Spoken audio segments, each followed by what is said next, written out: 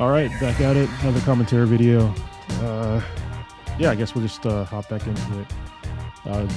Let's see where we at. So I'm going to let's get this started. So there was actually some footage before this, but it was just of Alex and Kr0nus Rolling and I'm not going to comment on their role. I mean, I probably could, but I mean it's their role, so I didn't feel the need to comment on theirs. So right now I'm just I just got into the gym. I think they already rolled once before this, and I'm picking who's going to go. And Alex is first. So yeah, Alex is he's a good training partner. He got his blue belt earlier this year. I kind of felt bad for when he was a white belt for when he went to competitions because he was rolling with just us, well, mainly purple belts for like a long time. I told him that, once you go back to, rolling against white belts, you're going to be a monster. And yeah, he won 2 competitions. So it's pretty cool. Yeah, just starting off with some stand-up. I'm trying to remember to myself to, stay on my toes when I go for a takedown and not do that stupid toss my feet on the mat again. It's actually kind of hard to shoot on Alex because he's a little bit shorter than me, and he always stays low. So it's like hard for me to find an opening and just pull the trigger and shoot. Well, if you notice, I do a frequent collar tie. Like I'll push his arm off with like my shoulder, like right there. See how my shoulder? Here, I'll rewind a little bit. So when he does a collar tie, if you look at my right shoulder over here, he'll put his left arm for a collar tie, and then I'll kind of shrug with my shoulder to get the collar tie off. It's a pretty effective way to get rid of a collar tie, especially in no-gi. Not so much in gi because, well, if they have their collar like if they have like a collar grip, then obviously that's not going to work. But if they're just doing like a normal, like a Muay Thai, like collar tie up, then yeah, you can still do it. So you'll see it just went a little too late. So it's right there is where it is. 1 second again. That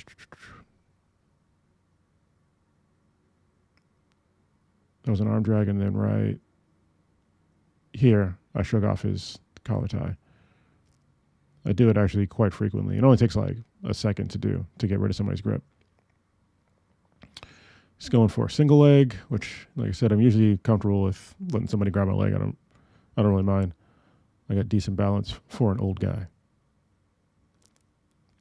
And I don't mind just going to the ground. So right here, I'm looking for a trip on his outside leg. And he's going for another single to a double knee tap. Then he just kind of goes down under the pressure of my, what do you call it? Front headlock position. So right here, I'm trying to capture his bottom arm that's on the ground to go to a crucifix, but he's doing a really good job of putting his arm up, so I can't do it. See how I keep shooting his left arm up, so I cannot get the crucifix. So I just go to side control, and I'm trying to wrap up both of his arms. He's thinking about the ghost escape. See how his arm is near. Well, he put it back around, but it was on the opposite side of my body a second ago. I'm thinking about that wrap up arm bar right here, but I don't have a really good position yet. So I just go to mount, and he does a good job of getting half guard back, but he's flattened out, so it's okay. Right here, I'm thinking about doing the head and arm triangle, but it's really hard to head and arm triangle Alex because he's built like this fucking juggernaut. So it's hard for me to like get my arms in the right position. And right here, I'm thinking about a mounted triangle, but because he put his arm through and he was one arm in, one arm out. But I felt like I probably wasn't gonna get it. So back to a half guard. Here I'm trying to step all the way over to get back into side control. This kind of switch over. This is actually like a drill that brown belt Nick. If you go to Studio 33, brown belt Nick is a really good dude, and he was working over at Atos, and he has this drill that he likes to do, where it's pretty much exactly like what I do right here. The way I take my bottom leg and hop over his body, so you'll see like my left leg that's on the ground. Oh no, I did the close leg. So anyway, it still works. But the way I stepped over to get to the other side to side control, and just kind of hip switch over a little bit. But you should use the bottom leg or whatever. Right here, I'm looking to go to north-south. I'm trying to control his hips to go to a north-south choke, but like I said, he's shaped like a juggernaut, so it's hard for me to like do chokes like that on him. I'll try it, but doesn't always work. I'm also trying to go for I have an arm lock that I do from north-south, but I'm not going to get it because his arm's in the wrong position. So I'm trying to stuff it back down to where I want it to be, but I've got him with it a few times, so he knows like when it's coming. So right here, I'm looking to isolate that arm for a straight arm lock. I think I pull it out. He positions right, so yeah, I can't get it from there. Staying in north-south because it's kind of annoying. So you see how I put my arms on the sides of his hips? That's a really easy way to like keep them in north-south. So if you're having a problem like keeping somebody in north-south, just like put your hand on like one of their hips or both hips if you can. They can't really go anywhere because you can follow their body. As they move, you just follow with your hands where their hips are going. So it makes it harder for them to escape. Right here, I'm thinking about stepping over to mount, I believe, because it's pretty open. Oh, nope, not going to go for it. I'm still looking for that arm.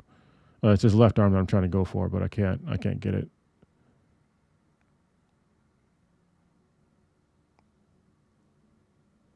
He's going to try to push me over, but I got pretty good position here.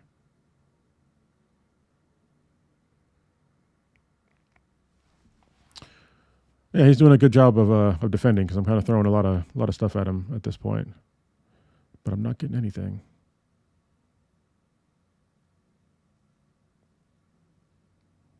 Yeah, and I'm thinking about a far side armbar right here, but he's blocking with his other arm. So I go to Kimura grip. I'm thinking about popping it out, but again, he goes to his back, so it's kind of hard to Kimura somebody when they're on their back from that side. So, but just keep up the pressure. So right to mount again, but I think he gets half guard back. But I'm thinking about pulling him into back mount. And then an arm bar. But I ran out of time. So next up is, I believe, me and Scavo. So this will be a shorter video. So I only get to roll a few times in this video. So right here, I'm thinking shoot for a takedown, a double. But he gets me in that front headlock.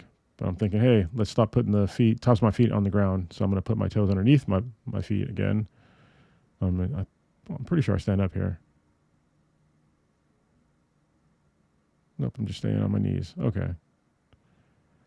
So this is a pretty good defense when somebody gets you in a guillotine. Is just kind of hopping over and addressing the grips when you're kind of upside down. So so as soon as somebody guillotines me like that, and they don't have my legs, I'll just hop over. And then if they come around, it's okay because I can just turn into them and keep their hips away, and then break their grip like that. And he gets his knee back in for a guard, pummels that leg back in.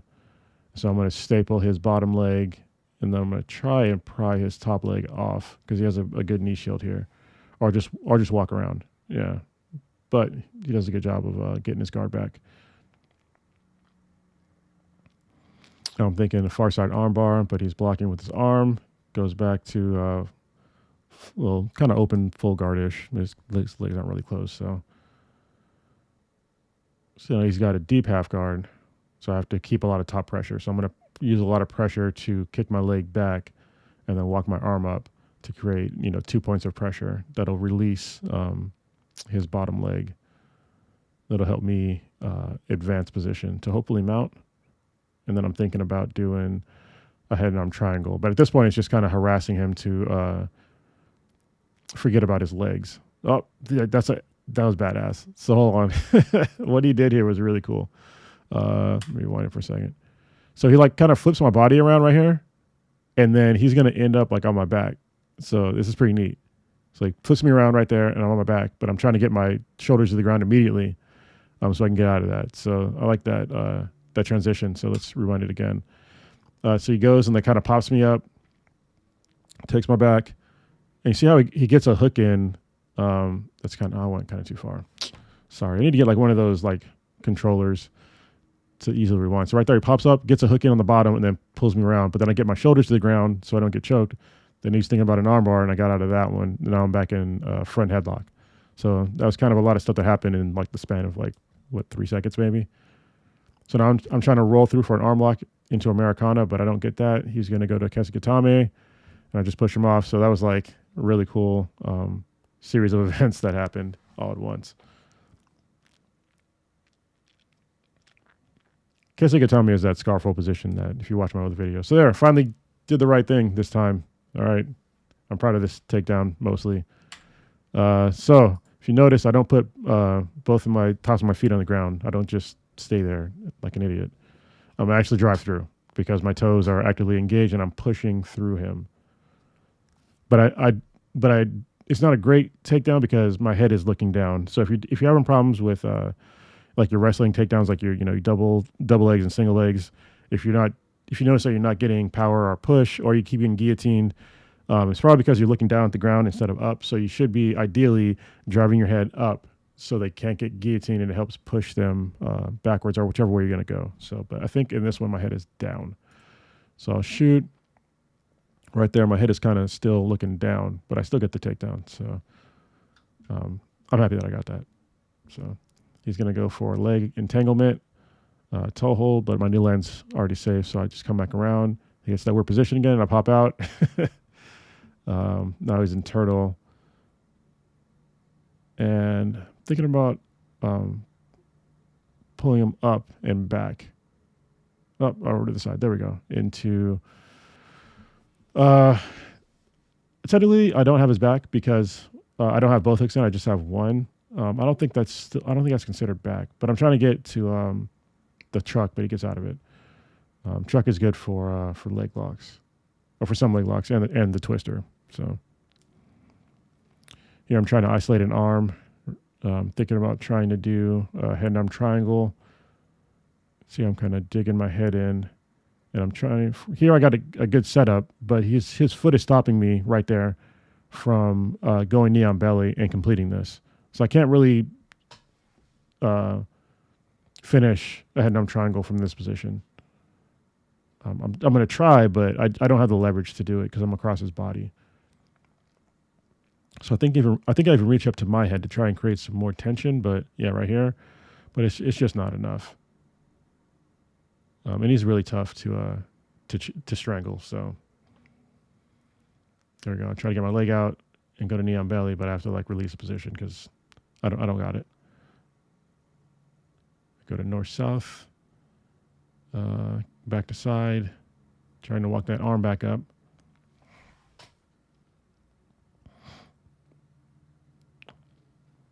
So knee on belly. See how I'm still keeping his elbow in with my elbow? That's a good way to like keep raising their arm up, but he gets out.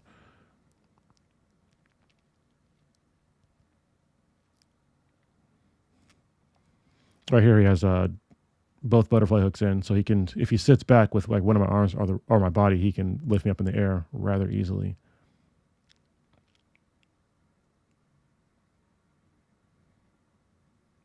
Right here, I thought I don't know what he was going for. It might have been like a triangle or something like that.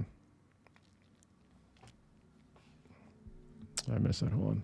New one. And then right here, yeah, it's just a hip bump like sweep. So if anybody's over you like that, if you have two butterflies in, you can grab their feet and then just kind of hip into them and you can get a takedown or sweep or whatever. Right here, I'm thinking about the Mikey lock, but I don't have the position right. So I kind of abandoned it, and he gets out pretty quickly. Now he's in my half guard. He's looking at my legs, so I'm thinking try and turn a little bit more towards him, but he goes straight to mount, which is not great for me. So try to get back to half guard or just come out all the way under like that. So this is like one of my kind of common escapes. When somebody has me in mount, is that I'll actually do, it's like the bucket thing. It's like one of those things where when you do buckets in like when you're warming up, like this is literally the same motion that I'm doing. It's like it's the bucket motion. So yeah, the things we do for warm ups actually are important. So just like we use shrimps a lot, hip escapes a lot. But most people that are like white belts are like, why do we do this? Because we really do these things when we're rolling. So that's exactly what I do here. Is I put both of my arms underneath his leg, and I just scoop him up, and I kind of go out the bottom. So you'll see here. Once both my arms get under, I just scoop up, and then I escape underneath, and now I'm out. I'll go to turtle, and I'll be in his front headlock. But at least I'm not mounted, so. But now I'm getting guillotined. That's not great. Oh, I rolled him all the way over. So it worked out. Now I have him in north-south. I'm trying to isolate that arm. But like I said, they're hip to these things. I mean, I've gotten them a few times.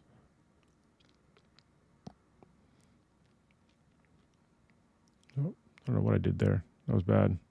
No, he goes straight for a straight ankle lock and gets it. So it's nice. I didn't have time to think. Let's rewind the tape a little bit, or the video. There's no tape. Yeah, straight into straight ankle lock, and I don't have time to think and hop over. So what I could have done to avoid the straight ankle lock is right when he gets to here, is his bottom leg is underneath me, or like over my leg. You can't really see it, but if I just hop over with my whole body over his leg, I could have escaped. But he did it pretty quickly, and I didn't have time to think, so I tapped. It was a great straight ankle lock. Oh, right at the buzzer too. Right at the end. So now I'm going to pause and pick it up in a minute. All right, and we're back. So let's go. Me and Alex, part 2.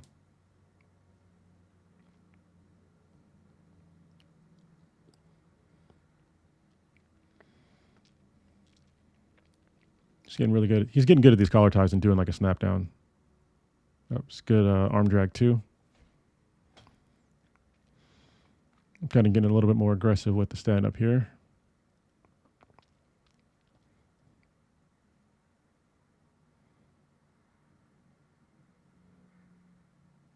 He's thinking about foot sweep, so that's good. That's where you start. Got to think about it first, right? So sometimes I'll stand up like that just to like bait a takedown, or at least a single. So.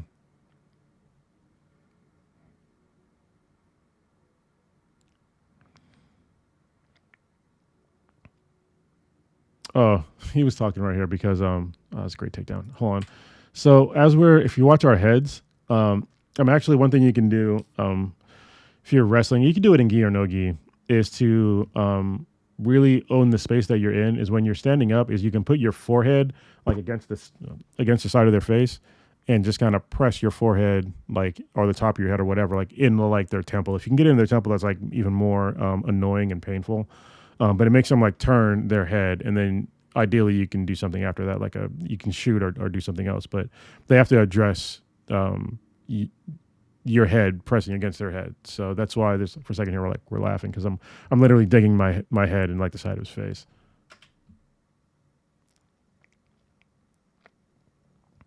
And then right here I'll do that collar tie break straight to a takedown. Was that I don't even know if that was a single or a double.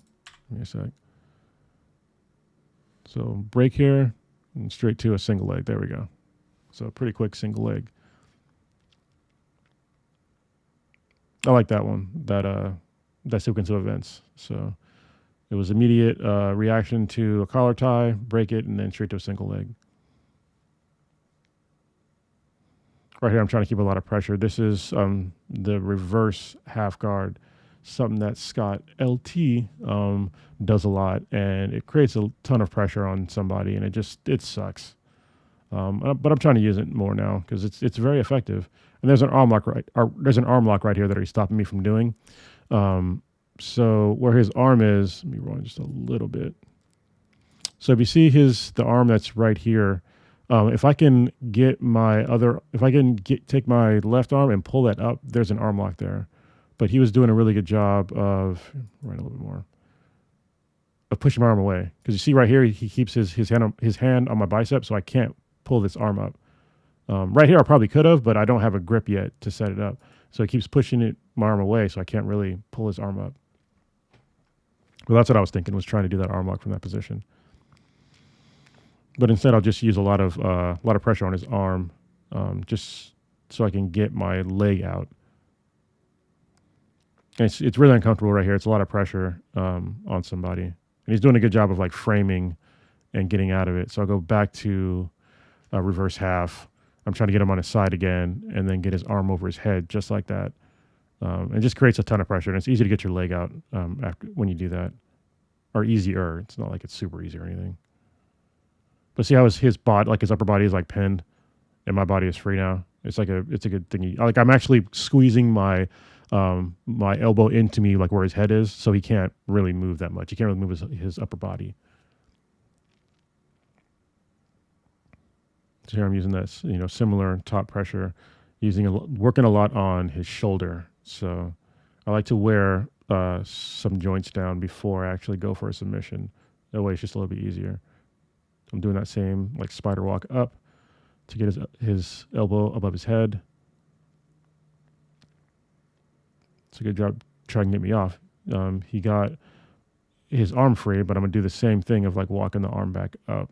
Anytime I have that underhook inside, I'll try and get that arm up. But he does a good job of getting his knee back in for some sort of guard. So this is good on his part.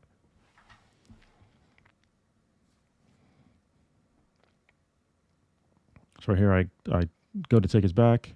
Right there, my hook is in. I pull him on his side to try and get the body lock, but I'm not that flexible, so I would need to reach down and grab my bottom leg and like to get the full body lock. So instead, I try and capture his one arm, but I can't. But I do something kind of cool right here. So he's defending by linking both of his hands together like this, and it can stop me from like separating his arms. But there's also a submission that becomes available when somebody does that, when you're on their back, and I'll show it to you here. Sorry, we're just off camera, but I know on this one I'll come back in camera or come back in frame. So right here, you see how his elbow's like right next to my head, and with that position, but he's behind him. So right here, I reach over with my right arm, secure his arm, and then I'll pull his elbow back, and it's called the thunder lock. So that's a really cool submission that you can do if you can get their elbow or like their hand behind their back, which you can do, like you saw me do it. And then what you do is you pull their elbow back and kind of at an angle while you're hipping into them. So it kind of like creates like this like ripping motion, like ripping sensation on your shoulder. And it would like completely destroy your shoulder if somebody didn't tap, because it's pulling like everything on the side in through your shoulder. So again, rewind it a little bit so you can see the finishing mechanics of how I like secure his arm. So right here, his arm, see how his arms are linked together and they're already behind his back.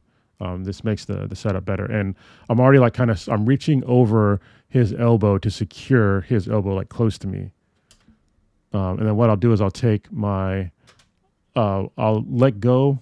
Well, I'll keep this hand secured, but then I'll take my right arm and then I'll grab his wrist and I'll replace my right hand from my left hand or whatever. So right here, I reach over right there and see how I'm securing it with both hands, and then I'll let go with my left hand, and then I'll kind of hug his elbow. So right here, I'll hug his elbow, and then I'll start pulling. And as I'm pulling back at an angle, I'm hipping into him, right? Because that's like the whole pulling motion is. And that'll create the tension in the tap. So I'm a big fan of the thunder lock. It can be kind of tricky to set up, but it's really good if somebody's like doing really good defense of like keeping their elbows in. But as soon as you get the elbow up, it's a possibility when you're on their back is to get the thunder lock.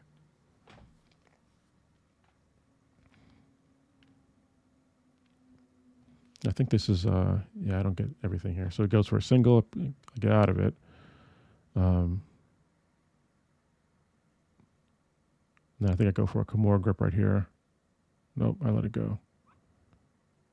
I got it right here. Let's roll them over. Kind of gentle. And right here I'm thinking of how can I get an arm lock from this position? Or maybe go to like a triangle, but I'm thinking a little bit too much here. And here we go. Now I'm going to try to go for a triangle, but I think we're out of time. we got some time, I guess. So I'm trying to get his arm free while I have him in a sort of triangle. And then I'm going to try and get an arm bar out of this, but I still have the Kr0nus grip. Yeah. And then run out of time. So this is kind of a short one, like I said. Hopefully this was informative to you. Yeah, I might do a video just on some of the techniques that I do, like how to do the thunder lock from the back. And then another one I wanted to show people was like I have a really good north-south arm lock that I do a lot. I don't want to say it's a high percentage, but once it's like locked in at a certain point, it's very high percentage. So, and I also have another one. I have like two different variations of like the arm lock, and I have one where like the head is stuck in with the arm lock, so it kind of like smashes your face and like puts a lot of torque on your neck while you're getting arm locked. I don't like doing like this face smashy version that much because it's kind of mean. So, but yeah, I'll show it on video one of these days. But yeah, hopefully this was informative to somebody out there. If you have any questions about anything that I'm doing, just ask. I'll answer. So I'm not a keeper of knowledge. I give it all away. That way I can get better and you can get better too. All right, out of here. Peace.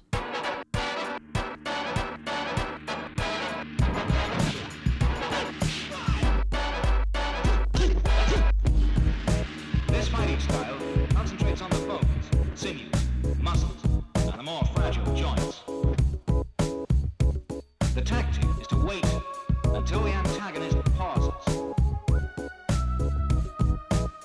And that's when the eagle claw strikes.